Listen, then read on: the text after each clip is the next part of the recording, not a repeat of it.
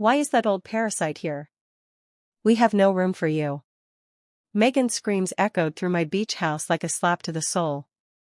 There I was, standing at the entrance of my own home, keys trembling in my hand, watching as my daughter-in-law glared at me with absolute contempt from my terrace.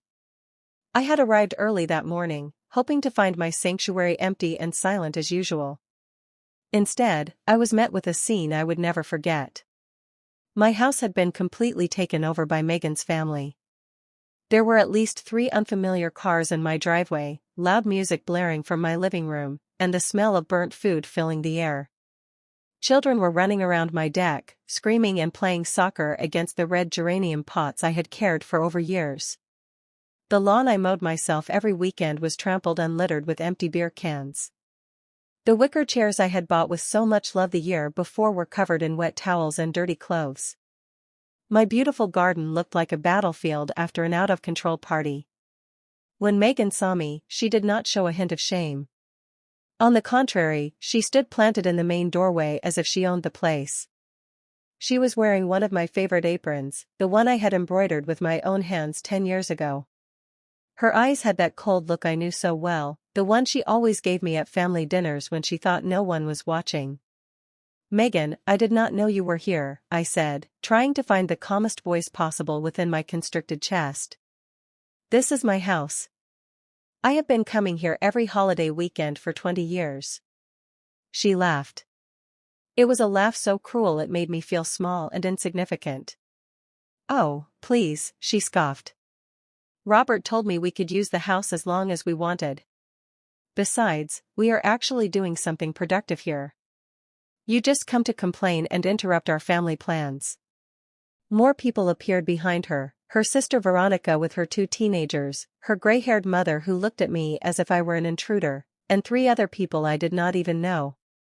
There was an older man in a colorful shirt who seemed to be her uncle, a young woman with a baby in her arms, and another man who was smoking calmly on my balcony as if it were nothing. They all stared at me with a mix of annoyance and surprise, as if my presence in my own home was a terrible inconvenience. Megan's mother approached and looked me up and down with disdain. "Is this the famous mother-in-law you always talk about?" she asked her daughter in a mocking tone. "I thought she would be more imposing. She looks pretty ordinary." The malicious snickers of the others pierced me like needles. There I was, at 70 years old in my simple travel clothes, being judged by complete strangers on my own property. "Where is Robert?" I asked, feeling my heart start to beat faster. My son had to be here. He would explain everything. Was there a misunderstanding? "Robert is working, as always," Megan replied, crossing her arms. "Unlike you, he has real responsibilities. Look, Eleanor, there is no room for you here. The rooms are all taken. The kitchen is being used to prepare food for the whole family, and frankly, your presence will only create unnecessary tension." I was frozen. In that moment, it felt as if the world had stopped.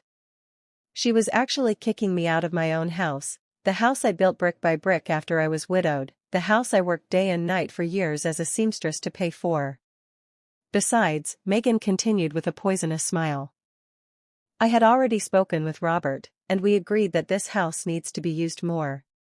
It makes no sense for it to be empty most of the time while you live comfortably in the city. We have kids who need space to grow." The words hit me like stones. 20 years of building this house after my husband died, 20 years of paying every penny of the mortgage with money earned from cutting and sewing clothes for other people's families, 20 years of caring for every detail, every plant, every corner of this place that had become my personal sanctuary, my only refuge from the world. "This house is mine, Megan," I managed to say, though my voice sounded weaker than I would have liked. "I have the documents. I pay all the bills." "Oh, that is enough," she interrupted, raising her voice even more. "Always the same thing, how it is yours, how you pay.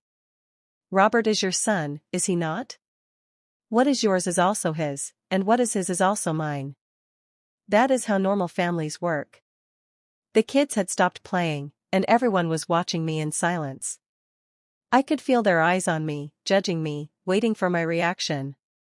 The humiliation burned my cheeks like fire, but something inside me refused to break. It refused to give them the show they were waiting for. One of the teenagers, who seemed to be Megan's niece, came closer and looked at me with insolence. "Why do you not just go to a hotel? My aunt is right. There is no room for anyone else here." "It is fine, dear," I finally said with a smile that came from my soul, but I knew did not reach my eyes. "I understand the situation perfectly." Megan smiled in victory, believing she had won. The others seemed satisfied, as if they had witnessed a just victory. They had no idea what they had just unleashed. As I walked away from my own house with slow, dignified steps, my mind traveled 20 years back to when this property was nothing more than a vacant lot full of weeds and dreams. I was 50 years old then. I had just become a widow, and Robert was barely 25. It was just the two of us against the world, and I had made the most important decision of my life to build a refuge for our family. I remembered that morning when I arrived at the lot with my work shoes and my savings book. I had saved every single dollar by working as a seamstress, taking orders from early morning until late at night, wedding dresses, school uniforms, clothing alterations, curtains for other people's homes. My fingers bled 1,000 times on that sewing machine I still own. But every stitch was one brick closer to my dream. The architect looked at me with distrust when I told him I wanted to build a beach house as a widowed seamstress. "Mrs. Crawford, this is going to cost at least $45,000, he told me while looking through his papers. "Are you sure you can handle this expense?" I took out my bank book and placed it in front of him. I had exactly $45,000 saved, penny by penny. Robert accompanied me the first day the workers arrived. His eyes were shining with excitement, seeing his mother turn poverty into hope. "Mom, are we really going to have a beach house?" he asked me as I marked where the foundations would go. "We are not just going to have it, son," I said. "We are going to build it with our own hands." And so we did. For 2 years, every weekend, I drove out here to supervise the construction. I carried sand, painted walls, and planted every tree in the garden. Robert came with me when he did not have college classes. Together, we chose the kitchen tiles, the creamy color of the walls, and the exact position of each window to let in the sea breeze. When we finally finished the house, Robert hugged me on the deck and said, "Mom, you are the strongest woman I know. Someday when I have a family, I will tell them how my mother built this paradise with pure love and hard work." How had that same boy come to allow his wife to humiliate me in the place I built with so much sacrifice? The house was not just walls and a roof. It was the symbol of my independence after becoming a widow. It was proof that a woman on her own could make it without depending on anyone. It was my refuge when the world became too heavy, my place to remember who Eleanor Crawford was before I became just Robert's mom. Every object in that house had a story. I bought the dining table with the extra money I earned making kimono dresses for 3 months straight. I sewed the living room curtains myself with fabric I got on sale. The set of kitchen pots cost me $200 that I saved by not buying new clothes for a whole year. But what hurt the most was remembering all the times Megan had come here as a guest. The first years of her marriage to Robert, she behaved like a grateful daughter-in-law. "Oh, Mother Crawford, what a beautiful house you have. You must be so proud of everything you have accomplished." She helped me cook, played with the kids on the beach, and even brought me flowers from the market when they came to visit. When had everything changed? When had she started looking at me as if I were a burden instead of the woman who had given her a husband? Maybe it was when Robert got that better-paying job and she stopped working. Or maybe it was when they bought their own house in the city, and she started feeling superior to the widowed seamstress who lived in a small apartment. The signs had been there for years, but I had ignored them. Her comments about my age, "Mother Crawford, you should rest more. It is not good for you to work so hard at your age." Her suggestions about my clothes, "Why do you not buy something more modern? Robert makes good money now. He can help you." Her hints about the house, "What a waste for this house to be empty most of the time." Now I understood that she had been planning this for a long time. The invasion of my house had not been spontaneous. It had been calculated, thought out, designed to humiliate me and take possession of what I had built with so much effort. As I walked toward my car, I felt something I had not experienced in decades, a pure, cold rage rising from my stomach to my throat. It was not the blind rage that makes you scream and lose control. It was something much more dangerous. It was the intelligent rage of a woman who had survived poverty, widowhood, and decades of hard work. Megan had made a fatal mistake. She had underestimated Eleanor Crawford. She thought I was a harmless old lady who would stay silent in the face of humiliation. She did not know she was dealing with a woman who had built an empire from $1 at a time, who had raised a son by herself, who had faced the world with empty hands and won. But what hurt me the most was not Megan's betrayal. It was Robert's silent betrayal. My son, the boy I had cared for when he had a fever, the young man I had supported through college, the man who had promised he would always protect me, had allowed his wife to treat me like trash in my own house. I got in my car and started the engine. I had to find a hotel for the night, but it would only be temporary, very temporary, because Megan Dyson had just declared a war she had no idea how to fight, and I was a veteran. The hotel cost me $85 a night, money I had not planned on spending because I was supposed to be sleeping in my own bed, in my own house. But there I was, checking in like any other tourist while my home was occupied by invaders who felt entitled to my property. I could not sleep that night. Every time I closed my eyes, I saw Megan's arrogant smile. I heard her poisonous words. I felt the humiliation that was burning inside me. Early in the morning, I was already awake, drinking coffee and planning my next move. I decided to go back to the house to try to talk calmly. Maybe it had been a misunderstanding. Maybe Megan had reacted badly because of the stress of having so much family together. Maybe Robert would show up and put an end to the situation.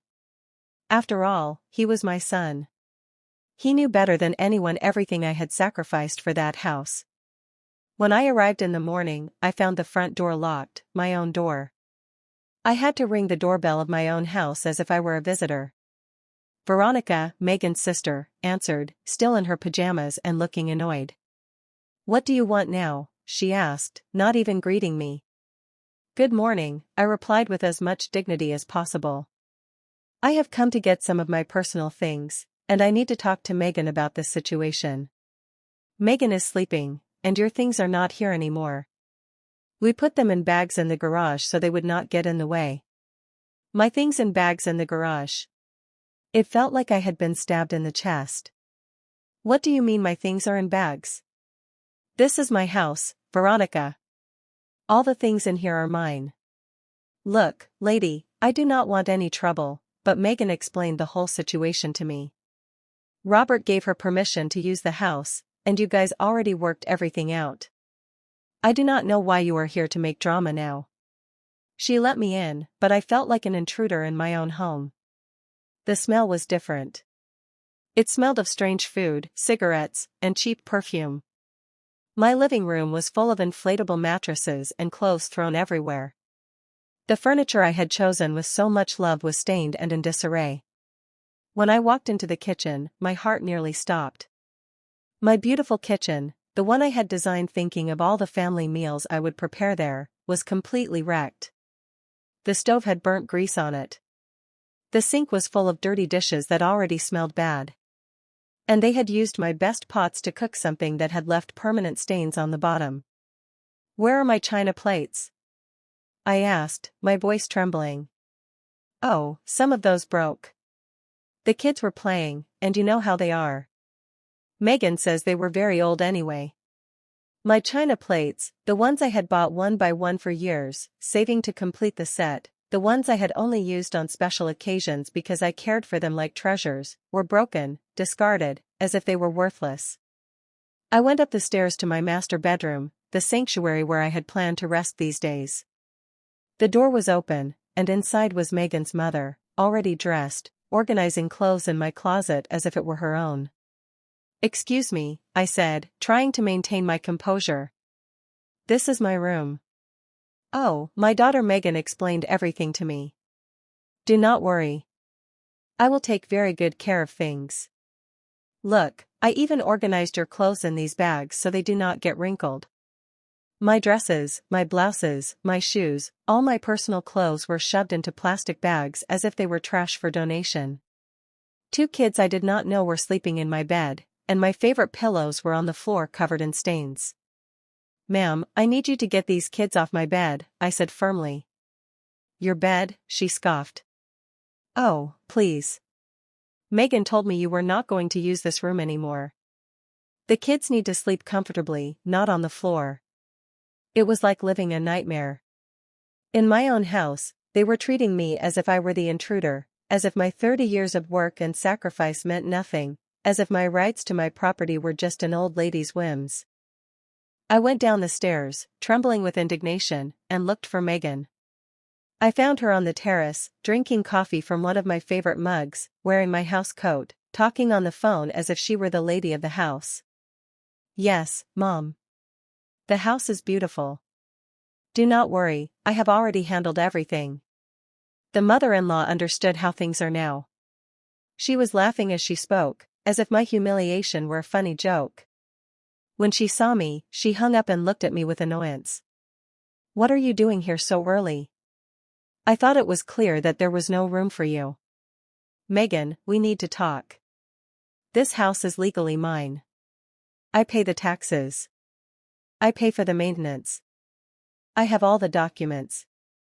Robert has no right to give you permission for my property without consulting me. Oh, please do not start with your legal drama. Robert is your son, right? Children inherit from their parents. It is normal. Besides, we are taking better care of the house than you are. Look how full of family it is. How happy it looks. Happy? You have destroyed my kitchen. You broke my plates and put my clothes in bags like they were trash. Well, you have a lot of old things that are no longer useful. We took the opportunity to do a general cleanup. We did you a favor. I could not believe what I was hearing. This woman had invaded my house, destroyed my belongings, humiliated my memory and my memories, and then had the audacity to tell me she had done me a favor. Where is Robert? I asked one last time. I already told you he is working. But do not worry, he is completely on board with all of this. In fact, it was his idea. He said, it is time for this house to be used for something productive instead of sitting empty, waiting for your occasional visits. That lie broke my heart. I knew my son better than anyone. Robert would never have planned something like this behind my back. But then, why was he not here defending me? Why was he allowing his wife to treat me this way? Megan, I am going to be very clear with you. You have until tomorrow to get your entire family out of my house. This situation is going to end now. She laughed that cruel laugh I already knew too well. What? Are you going to call the police? Are you going to sue your own son? Do not be ridiculous, Eleanor.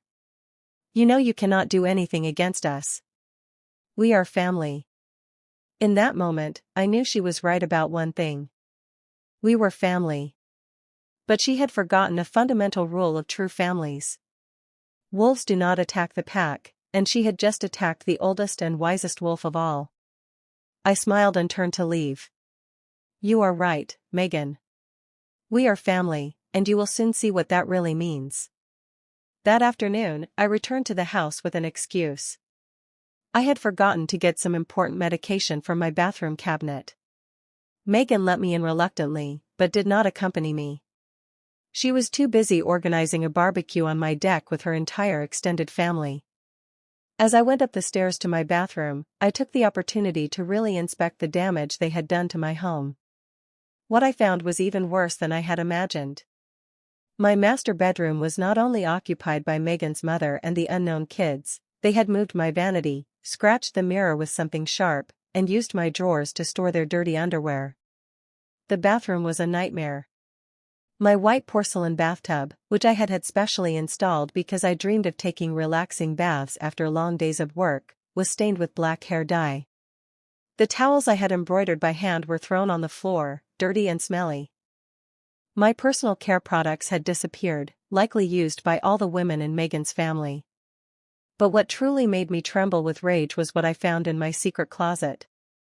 Behind the main closet, I had a small space where I kept my most important documents and some sentimental valuables. It was my ultra-private place where no one else knew it existed. The space had been discovered and violated. My documents were scrambled, some on the floor. The jewelry I had inherited from my mother was gone. The property titles to the house were wrinkled, as if someone had been carelessly reviewing and handling them. But the most alarming thing was finding papers that were not mine, legal documents with Robert's and Megan's names on them. I took them with trembling hands and read them quickly. It was a request to change the ownership of the property. They wanted to transfer the house into Robert's name, claiming that I, due to my advanced age and deteriorated mental condition, was no longer capable of managing valuable properties. Deteriorated mental condition, me, the woman who had managed her finances perfectly for 70 years, who had built a fortune from scratch, who was still working and maintaining her financial independence. They wanted to declare me mentally incompetent to steal my house. The paper was dated last week. This confirmed that the invasion of my house had not been spontaneous. It had been part of an elaborate plan to take possession of my property, using the law to their advantage. At the bottom of the papers, I found something that chilled me to the bone, a real estate appraisal. They had appraised my beach house at $300,000. And there was a handwritten note in Megan's handwriting: "With this money, we can buy a bigger apartment and send the kids to private school. We just need her to sign the papers. And for the old lady not to cause any trouble." The old lady. That is what they called me, the old lady who was not supposed to cause trouble while they stripped me of everything I had built in my life. I put all the documents in my bag. It was the evidence I needed to fully understand the situation. This was not just a family invasion. It was a planned robbery, an elaborate fraud to strip me of my life's work with my own blood as an accomplice. I left the closet and went to my bedroom window. From there, I could see the terrace where Megan's entire family was celebrating. They had loud music on, were grilling meat on my new barbecue, and using my outdoor plate set. The children were running around my garden, screaming and playing without supervision, trampling the flowers I had planted with so much love. But what hurt me the most was seeing Veronica, Megan's sister, taking selfies in different corners of my house, posing as if it were her new property. In one photo, she was sitting in my favorite hammock. In another, she was in the kitchen serving drinks as if she were the hostess. She was uploading them to her social media with comments like, "Family vacation at our new beach house and blessed with this paradise." Our new house. It was not even the family's house anymore. It was her new house. I took photos of everything with my phone: the mess, the damage, the stains, the scattered clothes. If this was going to turn into a legal battle, I needed evidence of how they had treated my property. When I went down the stairs, I heard Megan on the phone again. This time, she did not bother to lower her voice when she saw me. "No, Mom, do not worry. The lawyer says it is very easy. Since Robert is an only child, he can claim the inheritance early due to his mother's incapacity. And once the house is in his name, we can do whatever we want with it. Early inheritance due to incapacity." They wanted to declare me mentally incompetent to steal my inheritance while I was still alive. Yeah, we already sent the fake medical papers. We paid that doctor from the cheap clinic $50 to sign a report saying she has senile dementia. Robert did not want to at first, but I explained to him that it is for the good of the kids. Fake medical papers, a corrupt doctor, an invented senile dementia report. My own son convinced that stripping me of my property was for the good of the kids. The conversation continued, but I could not listen anymore. My world was falling apart, not just because of the betrayal, but because of the sophistication of the deception. They had planned every detail, every lie, every fake document necessary to legally rob me. I left the house without saying goodbye. There was nothing left to talk about with that woman. Words had lost all meaning. This was no longer a family dispute that could be resolved with conversations and good feelings. It was a war, and they had fired the first shot using the dirtiest weapons possible: lies, fake documents, medical corruption, and the manipulation of my own son. But they had made a fatal mistake. They had underestimated their enemy. They thought Eleanor Crawford was a defenseless old lady who would surrender at the first legal threat. They did not know they were fighting a woman who had built everything they had from nothing, a woman who knew the real value of money, of honest work, and of true justice. Now it was my turn to plan. Robert finally showed up. He arrived at the house in his new car, that sedan he had bought with the money from the promotion he got last year. I saw him park in my driveway as if nothing had happened, as if his family had not invaded my home and destroyed my life over a weekend. I was waiting for him, watching my house with binoculars I had bought at a sporting goods store. I had spent the night awake, organizing all the documents I had found, taking notes, and preparing for this moment. I knew Robert would come eventually. He had to come. Their plan could not be executed without his personal signature. I saw him greet Megan with a kiss on the cheek, hug some of the children running in the garden, and act as if this were completely normal, as if his mother had not been humiliated and thrown out of her own house, as if he were not an accomplice in an elaborate fraud to steal my property. I waited a while before walking toward the house. I needed him to feel comfortable, to believe he was in control of the situation. When I rang the doorbell, he was the one who opened the door.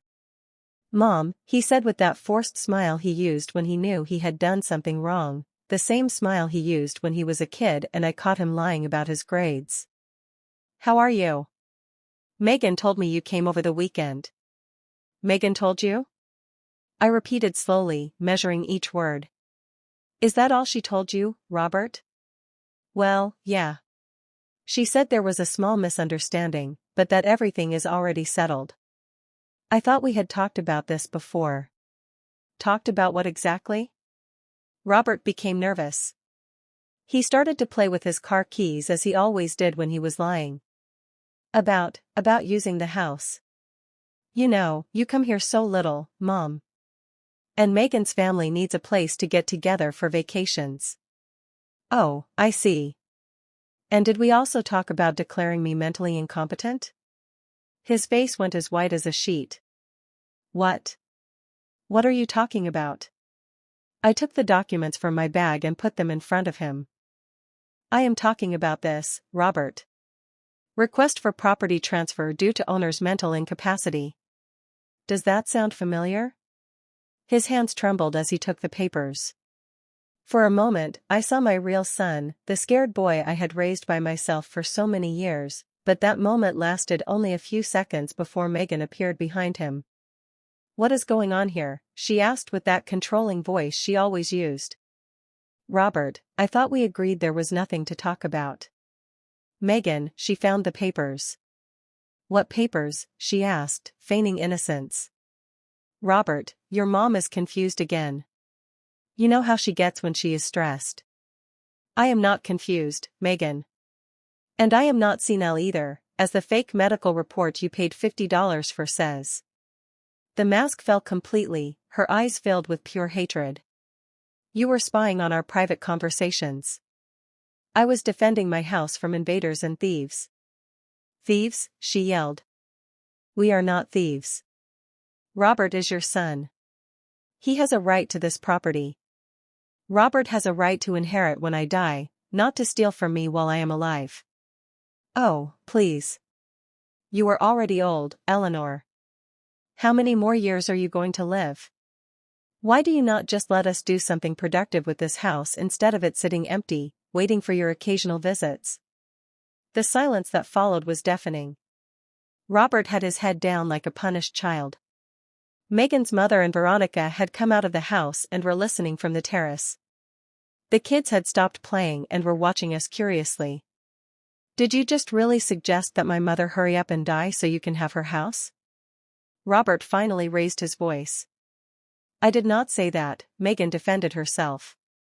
"I just said that she does not need so many properties at her age." "Who are you to decide what I need or do not need?" I asked her directly. "Who do you think you are to invade my house, destroy my belongings, steal my jewelry, And planned to strip me of my life's work with fake documents? We did not steal anything. No.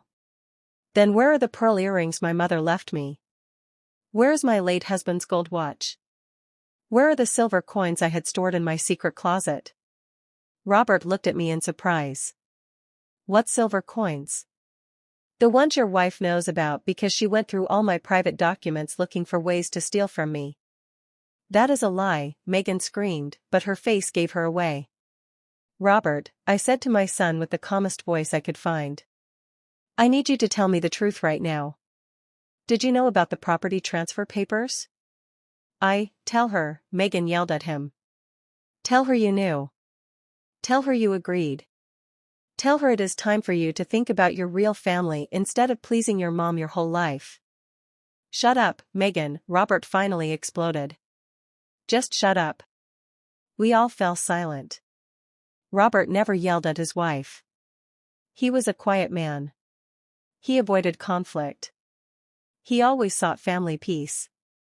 Seeing him lose control like that was shocking for everyone. Mom, he said with tears in his eyes, I never wanted things to get to this. But you knew about the papers, did you not? Yes or no? Yes, he whispered. I did. My heart broke into 1,000 pieces. It was one thing to suspect my son's betrayal, but it was another thing entirely to hear him confirm it with his own voice. And a fake medical report, too.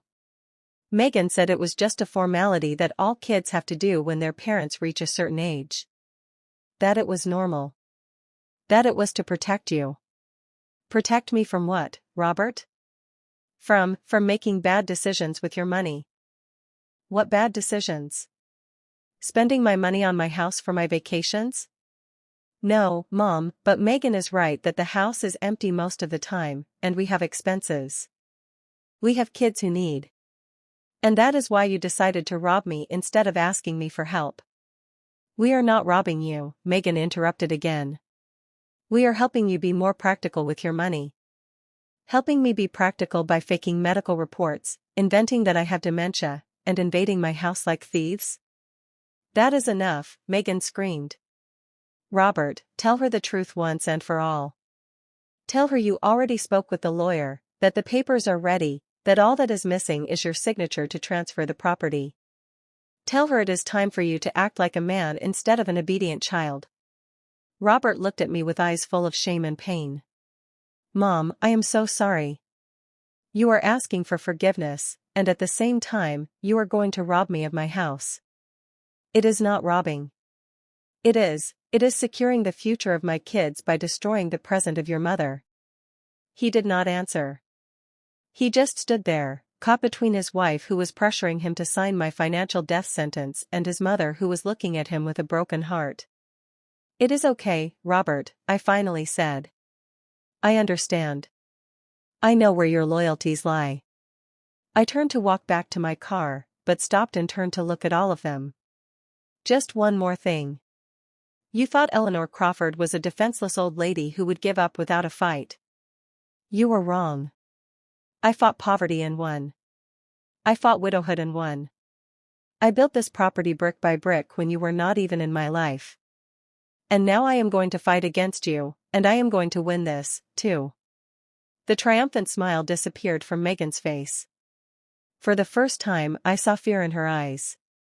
With what lawyer? She asked with a trembling voice. You do not have money for legal battles. I smiled. Who told you I do not have money, dear? I walked out of my house with my dignity intact, but with a broken heart. Robert had made his choice. He had chosen easy money over the woman who had raised, educated, and loved him unconditionally for 45 years. He had chosen his wife's manipulative screams over the silent voice of his own conscience. But if they thought I was going to stay in a corner crying, they were completely wrong. I drove straight to the bank. I needed to check exactly how much money I had available for this war. For the last 20 years, I had continued to save religiously, even after finishing paying for the house. Every month, I put away $300 from my pension and the income from my sewing work. I had learned from a young age that saved money was power. It was security. It was freedom. The bank manager, Alex Peterson, had known me for 15 years. He was a serious, professional man who had always respected my financial discipline. "Eleanor, how can I help you today?" "I need the exact balance of all my accounts, and I need to discuss a delicate legal matter." When he showed me the numbers on the screen, I smiled for the first time in days. I had $87,000 in savings, plus $23,000 in certificates of deposit and $12,000 in my checking account, $122,000 in total. Megan had miscalculated. She thought I was a poor old lady who relied solely on a meager pension. She did not know that Eleanor Crawford had been a hard-working woman all her life, saving every penny to protect herself from exactly this kind of situation. "Mr. Peterson, I need you to freeze any attempts by third parties to access my accounts, and I need an official letter from the bank confirming my mental capacity to manage my finances." "Of course, Eleanor. Is there a problem?" "My family is trying to have me declared mentally incompetent to take my assets." His face became serious. "That is very serious. Do you need a recommendation for a specialized lawyer?" "Yes, please." He gave me the name and phone number of Thomas Gallagher, a lawyer specializing in family law and asset fraud. "He is the best in these types of cases. Tell him I sent you." I left the bank with a new energy running through my veins. It was not just the peace of mind of knowing I had the financial resources to defend myself. It was the mental clarity of having a concrete plan of action.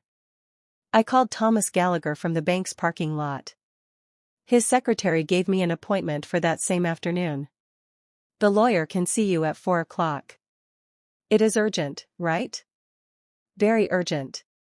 I spent the rest of the morning organizing all the documents I had collected, the fake property transfer papers, photos of the damage to my house, the list of stolen items, and copies of all my legitimate property titles. I also printed screenshots from Veronica's social media where she was showing off her new beach house. At 4 o'clock, I was sitting in Thomas Gallagher's elegant office. He was a man in his mid-60s, gray-haired with intelligent eyes and professional manners that inspired immediate trust. "Mrs. Crawford, tell me everything from the beginning. Do not omit a single detail." I narrated the entire story. The invasion of my house, Megan's humiliations, the fraudulent documents, the fake medical report, the stolen jewelry, Robert's betrayal. He took detailed notes, asking precise questions that demonstrated his experience in these types of cases. "Do you have the original property documents?" "Yes, all of them. The house is 100% in my name. I paid for every penny of the construction, and I have all the receipts from the last 20 years. Has the doctor who supposedly signed the dementia report ever examined you?" "Never in my life have I seen him. I do not even know his name." "Excellent. That is a falsification of medical documents, a federal crime. Do you have any documentation for the stolen jewelry?" "I am sure I do. Some of it, especially my late husband's watch, is insured for $3,000. Thomas smiled. "Mrs. Crawford, your case is solid. Very solid.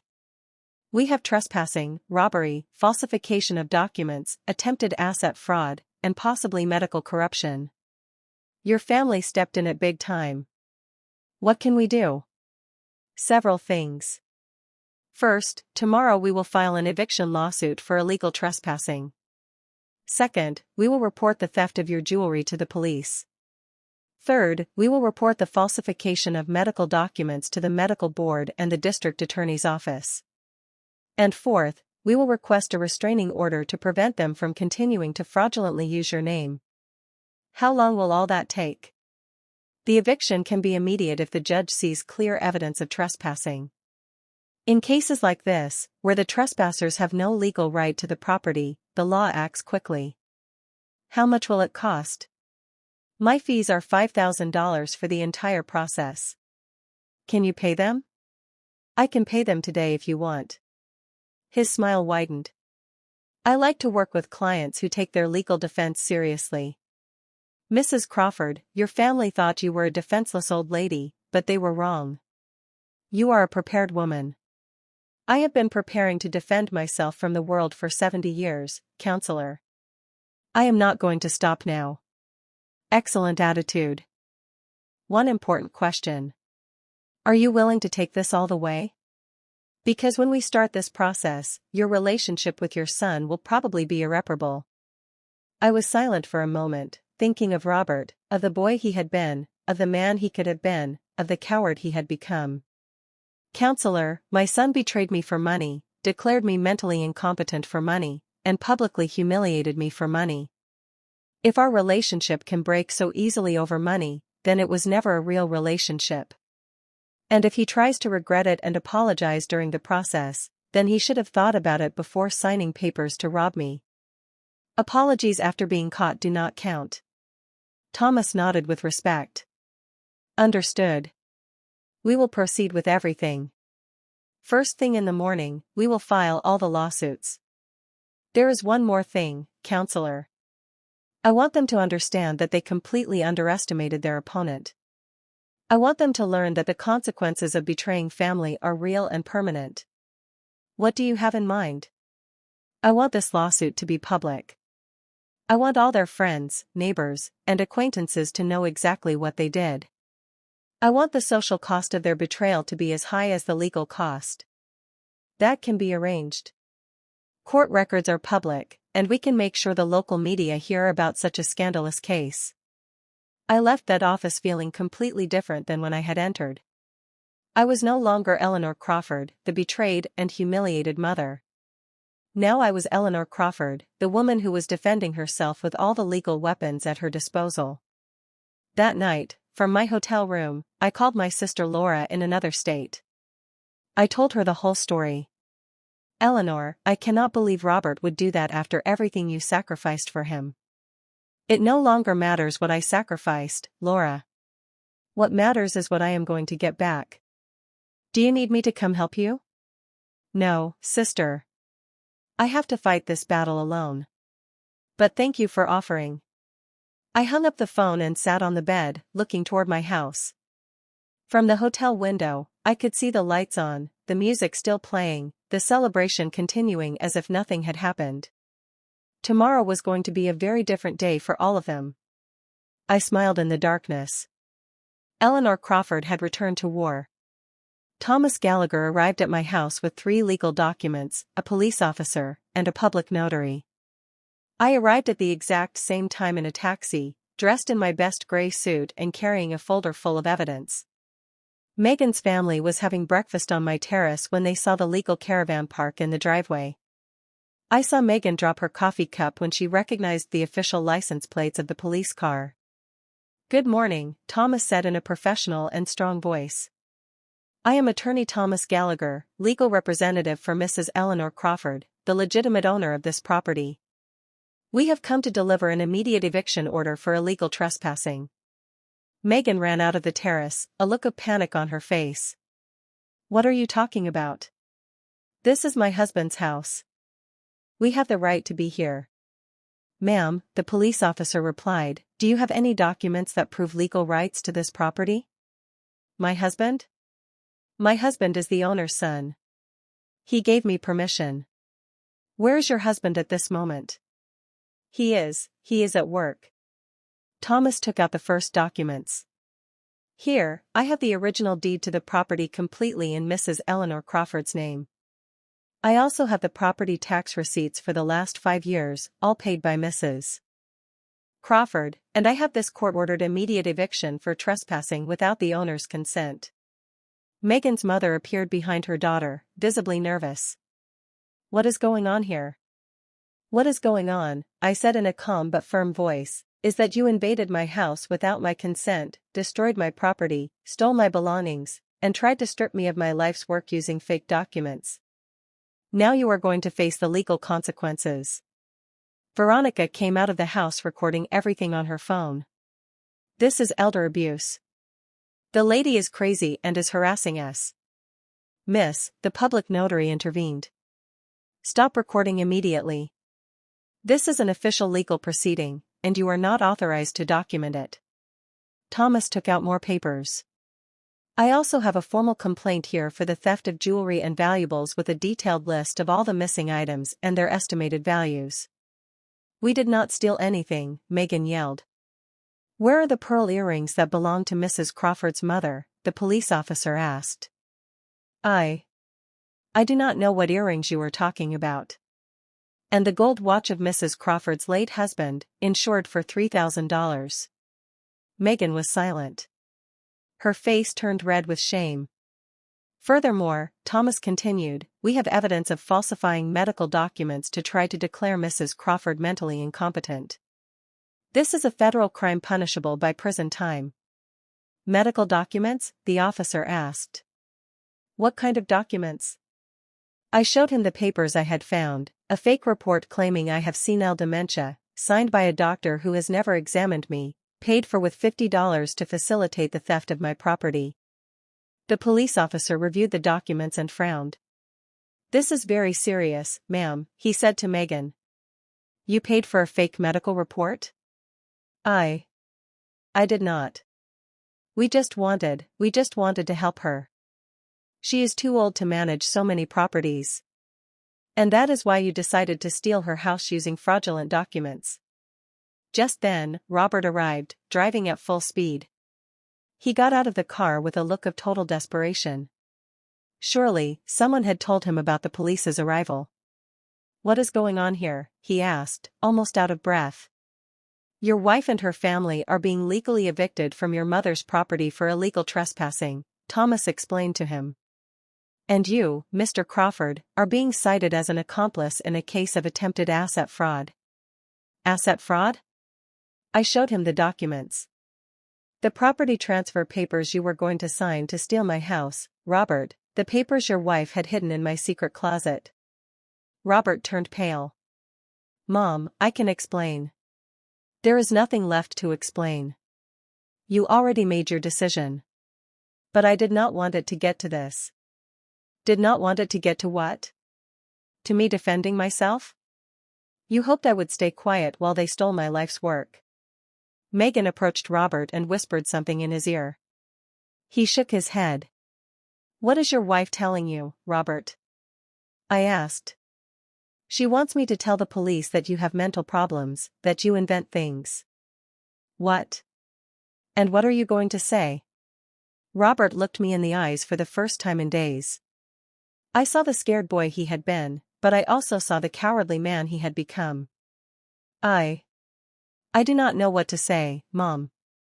Then do not say anything. Thomas took out the last documents. Mr. Robert Crawford, here is your official citation. You have 3 days to appear in family court to answer for the charges of complicity in attempted asset fraud against a senior citizen. Complicity. Your signature is on the property transfer request documents. Your name is on the request for your mother's mental incapacity. You authorized the fraudulent use of this property. You are legally responsible for all the damages. But I am her son. She cannot sue her own son. Mr. Crawford, the police officer said, the law makes no exceptions for kinship when it comes to fraud and theft. A crime is a crime, no matter who commits it. Megan's mother started to cry. This is unfair. We are family. Families do not sue each other. Families also do not steal from each other, I replied. But you decided to break that rule first. Thomas checked his watch. You have exactly 2 hours to collect your personal belongings and leave the property. Any item that belongs to Mrs. Crawford must stay here. The officer will supervise the process to ensure you do not take anything that does not belong to you. 2 hours? Veronica yelled. That is impossible. We have kids. We have luggage. You should have thought about that before invading someone else's property, the notary replied. Megan approached me with tears in her eyes. But they were no longer tears of sadness. They were tears of pure rage. You are going to pay for this, she screamed at me. You are going to pay dearly for humiliating us this way. Robert, say something. Defend your family. Robert looked at me with an expression I had never seen before. It was not love. It was not respect. It was not regret. It was resentment. Pure resentment. Mom, are you really going to go through with this? Robert, I have already gone through with it. You brought me here. But we are family. Family? I repeated the word slowly. Family invades houses. Family steals jewelry. Family fakes medical documents. Family humiliates its seniors in public. We just wanted. You wanted to rob me, and I want justice. Thomas closed his folder. Ladies and gentlemen, you have 2 hours. The clock has already started. I watched as Megan's entire family ran toward the house like desperate ants, grabbing their things, yelling at each other, and blaming one another for the disaster. But I stayed standing in my garden, watching the plan they had created to destroy me fall apart. Eleanor Crawford had counterattacked and won the first round. The 2 longest hours of my life passed like a family drama movie in fast motion. From the deck of my recovered house, I watched the invasion they had so carefully planned completely fall apart. Megan's mother was the first to break. After half an hour of crying and yelling, she sat on the stairs and refused to help with the packing. This is your fault, Megan, she yelled at her daughter. You told me everything was settled. You told me the old lady had accepted everything. Mom, shut up and help me pack, Megan replied, desperately shoving clothes into plastic bags. The old lady set a trap for us. She acted like a defenseless old lady, and it turns out she had lawyers and money saved up. Veronica recorded the whole process on her phone. But now, it was not videos celebrating her new beach house. They were videos of the public humiliation of a family being legally evicted as trespassers. This is going to go viral, she yelled as she filmed her sister packing. Everyone is going to know how they treated us. They are going to see what kind of person this lady is. The police officer took her phone away. Miss, we already warned you about recording without authorization during a legal proceeding. If you continue, you will be arrested for obstruction of justice. The children ran around the house crying and screaming, not understanding why they had to leave the paradise where they had been playing. One of them, a boy about 8 years old, came up to me. Ma'am, why are you kicking us out? We did not do anything wrong. My heart broke a little. The children were innocent in all of this. They had been used as pawns in their parents' plan. I am not kicking you out because you did something wrong, I explained in a soft voice. I am asking you to leave because this is my house, and your family came here without asking for my permission. But my mom said it was our house now. Your mom was wrong. Megan overheard the conversation and approached furiously. Do not talk to my kids. You have no right to confuse them even more. I am not confusing them. You confused them by bringing them to a house that was not yours. This house is ours. Robert is her son. Children inherit from their parents. Children inherit when their parents die, not when their parents are still alive and healthy. You are already old. What do you need so much property for at your age? Thomas intervened. Ma'am, every comment you make about my client's age is being documented as additional evidence of age discrimination and psychological abuse against a senior citizen. Megan immediately went quiet. Robert had been carrying suitcases to the cars in complete silence, avoiding my gaze. But when there were only 30 minutes left in the deadline, he finally approached me. Mom, we need to talk. There is nothing left to talk about, Robert. Yes, there is. Look, I admit that things got out of control, but we can fix this. We can reach a family agreement without involving lawyers and police. What kind of agreement? You keep the house, of course. We accept that it was a mistake to come without telling you, and in exchange, you drop all the lawsuits and the stolen jewelry. We will return everything that was taken by mistake. By mistake? Well, you know, in the confusion of moving, some things got mixed up. Robert, do you really think I am going to accept that stealing my mother's jewelry was a mistake? Mom, it was not stealing. It was a misunderstanding. And the fake medical report was also a misunderstanding. He was silent. And the request for property transfer due to mental incapacity was also a misunderstanding. He remained silent. And publicly humiliating me by calling me a parasite was also a misunderstanding. That was not me. That was Megan. But you were there. You saw me being humiliated by your wife in my own house. And you did not say anything. I did not know what to say. You knew exactly what to say, Robert. You knew you had to defend your mother, but you chose to stay silent so you would not contradict your wife. Megan was stressed, Mom. She had her whole family here. The kids were restless. And that gave her the right to insult me on my own property? Robert became desperate. Okay, Megan behaved badly. I admit it. What else do you want me to say? I want you to tell me the truth. I want you to admit that you planned to steal my house using fake documents. I want you to admit that you betrayed me for money. I did not betray you for money. I did it for my family. And what am I, Robert? Am I not your family? Yes, you are my family. But Megan and the kids are my primary responsibility now. So your primary responsibility now is to rob your mother. It was not robbing. It was securing the future of my children by destroying the present of the one who gave you life. Robert put his hands on his head in frustration. Mom, you do not understand. We have huge expenses.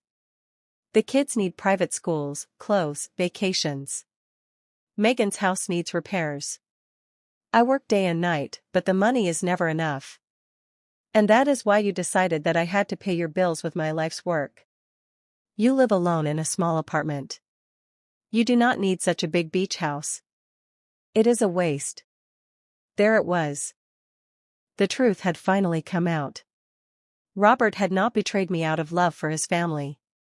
He had betrayed me because he thought I did not deserve what I had worked my whole life to get. A waste, I repeated the word slowly. Mom, I did not mean it in a bad way. Are my 30 years of working day and night a waste? No.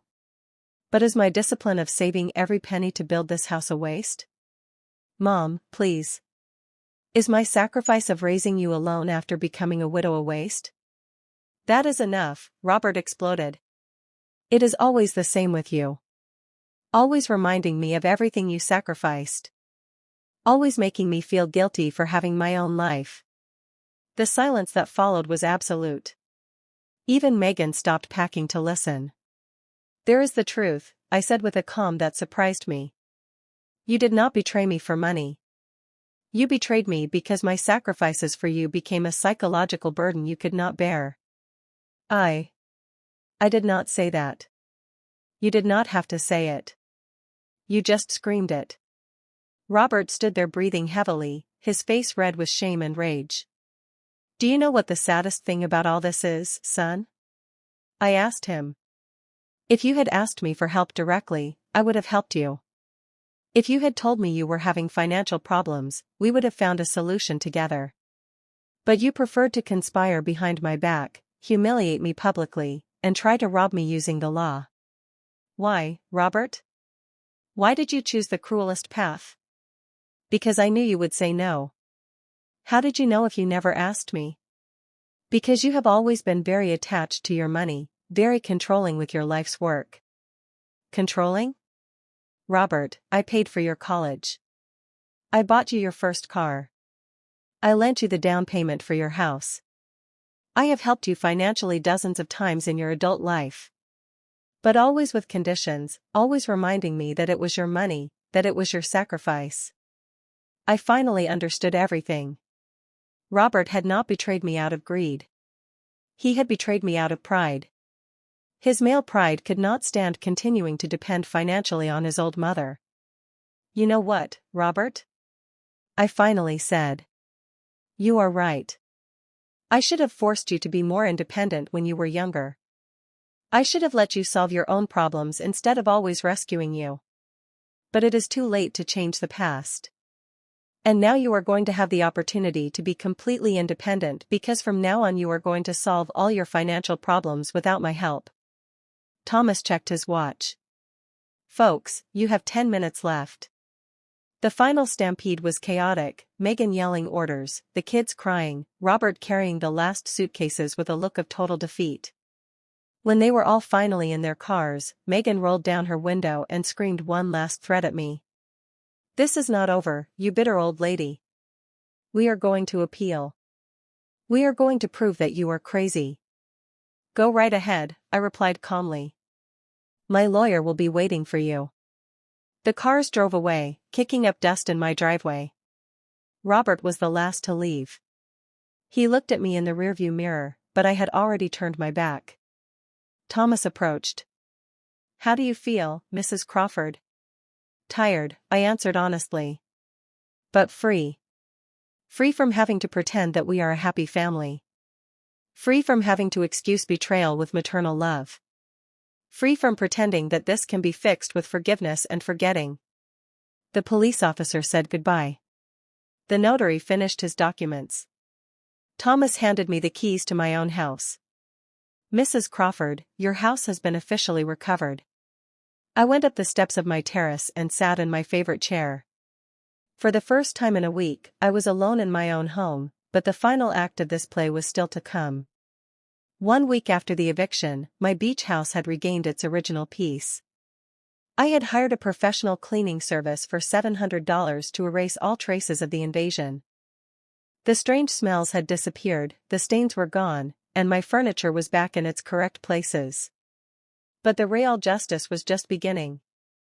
Thomas called me with news that made me smile for the first time in weeks. Mrs. Crawford, I have some important updates. The doctor who signed the fake dementia report has been suspended by the medical board. The investigation revealed that he had signed at least 12 similar reports in exchange for cash, and the legal consequences for Robert and Megan, that is the best part. The prosecutor decided to proceed with criminal charges for asset fraud and conspiracy. It is no longer just a civil matter. It is a criminal case now. What exactly does that mean? It means they could face jail time if they are found guilty. And it also means that all the legal fees they have had to pay have been enormous. That same afternoon, I received an unexpected call. It was Veronica, Megan's sister, crying on the phone. Eleanor, please, we need to talk. Megan is desperate. Robert has spent over $15,000 on lawyers, and the legal proceedings are not even finished yet. And what does that have to do with me? We want to apologize. We want to fix things. Do you want to fix things, or do you need me to drop the lawsuits because you are running out of money? Ma'am, please. Megan has kids to support. Robert could lose his job if this goes public at his office. She should have thought about her kids before planning to rob me.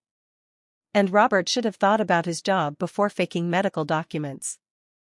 But you already got your house back. You already won. Why keep punishing us? Because getting my house back does not erase the humiliation. It does not return the stolen jewelry. It does not eliminate the psychological damage of being betrayed by my own son. We can give the jewelry back. It is at my mom's house. The jewelry you took by mistake? The jewelry you accidentally stole during the confusion of moving? Ma'am, please. Veronica, tell your sister that if she wants to talk to me, she can come here personally and bring all the stolen jewelry. I hung up the phone, feeling a strange mix of satisfaction and sadness. The satisfaction came from watching the plan they had designed to destroy me fall apart. The sadness came from knowing that my relationship with Robert was probably over forever. 2 days later, Megan appeared at my door. She came alone, without Robert, with a bag in her hand and eyes swollen from crying. Eleanor, I came to return your things and to apologize. Come in. She sat in my living room like a scolded child, put the bag on the table, and began to take out my jewels one by one. Here are the pearl earrings. Here is the gold watch. Here are the silver coins. And here is the necklace that we also took by mistake. By mistake. Ma'am, the truth is I took them, but it was not to steal them. It was to sell them. We needed the money urgently. We have a lot of debts. Robert lost money in some bad investments last year. We are behind on our mortgage. Our credit cards are maxed out, and the kids need school. And that is why you decided to rob me. It was not robbing. It was asking for your help indirectly by invading my house and publicly humiliating me. Megan started to cry. Eleanor, I admit I behaved badly, very badly. But I was desperate when Robert told me you had this beautiful house and that you almost never used it. I thought maybe you thought you could take it from me without asking. I never wanted to take it from you. I just wanted to use it while you were not here. And then when we saw how expensive it was to maintain 2 houses, we thought maybe it would be better for the house to officially be Robert's to avoid legal problems in the future. Legal problems, Megan, you created the legal problems by falsifying medical documents. That was the idea of the cheap lawyer we consulted. He told us it was the fastest way to transfer property between family. A lawyer recommended you commit fraud. He said it was not fraud if it was between immediate family. I was silent for a moment, processing the level of ignorance and naivety they had demonstrated. They had ruined their lives financially and legally because they followed the advice of a fifth-rate corrupt lawyer. Where is Robert? I asked. He did not want to come. He says you are not his mother anymore. Those words hurt more than I expected, but they also confirmed that I had made the right decision. He says I am not his mother anymore. Yes. He says a real mother would not sue her own son. That you chose money over family. And what do you think, Megan? I think we started all of this. But I also think you took things too far. We could have resolved everything as a family without lawyers or police. How could we have resolved it as a family if you never told me the truth? If you lied to me, deceived me, and planned to rob me behind my back. But we are family. Families forgive. Families respect each other, Megan. And you disrespected me in every way possible. Megan wiped her eyes and looked at me directly. What do I need to do for you to drop the lawsuits? Do you really want to know? Yes. I want Robert to come here personally and apologize to me. Not to you, not on the phone. I want him to come and look me in the eyes and admit everything he did wrong. He will not come. He is too proud. Too proud to apologize to his mother, but not too proud to try to rob his mother. He feels betrayed by you, too, Eleanor. Betrayed for defending myself from his attacks. Betrayed because you chose lawyers over family. I laughed. I could not help it. I laughed a bitter laugh that came from my soul. Megan, do you really think I chose lawyers over family?